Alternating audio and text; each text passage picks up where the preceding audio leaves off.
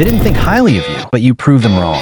The saddest sweepstakes ever. The Jalen Brunson sweepstakes. And Jalen Brunson isn't the answer! Who could have imagined that a second-round pick, once viewed as nothing more than Luka Dončić backup, would one day lead the New York Knicks to the 2026 NBA championship and become the king of New York? Behind the trophies, the cheers, and the spotlight, there's one person who deserves more credit than anyone else: his father. And when you hear what Rick Brunson did to help his son reach the NBA, you'll understand why Jalen Brunson never stopped fighting. Jalen Brunson was born in 1996 in New Brunswick, New Jersey. His father, Rick Brunson, played in the NBA. His mother, Sandra, was a former college volleyball player. On the surface, it looked like the perfect sports family, but life wasn't nearly that simple. Rick Brunson wasn't a star. He never made an all-star team. He never won a championship. Most of his career was spent battling for roster spots and trying to stay in the league. Then came the moment that changed everything. In 2006,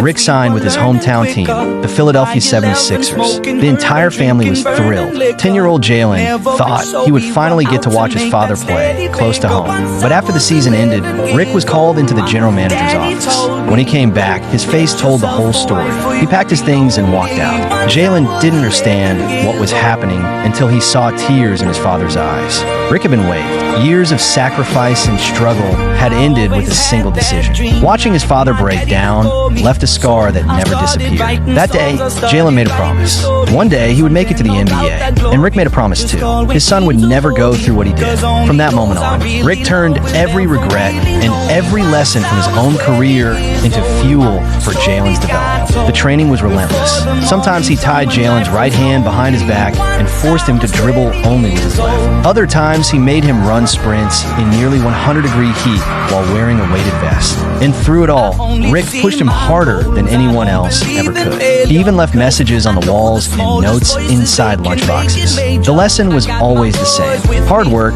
is the real shortcut. That tough love began to pay off. At Stevenson High School, Brunson quickly established himself as one of the best players in the state. As a junior, he led his team to the state finals. As a senior, he delivered a state championship and earned Illinois Mr. Basketball honors.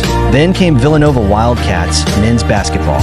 Over the next 3 years, Brunson built one of the greatest college careers of his generation. He won NCAA championships in 2016 and 2018. By his junior season, he had become the best player in college basketball, sweeping major national awards and earning National Player of the Year honors. Yet NBA scouts still weren't convinced. He is still disliked because of his height of 1.85 meters. Many teams believed his ceiling was limited.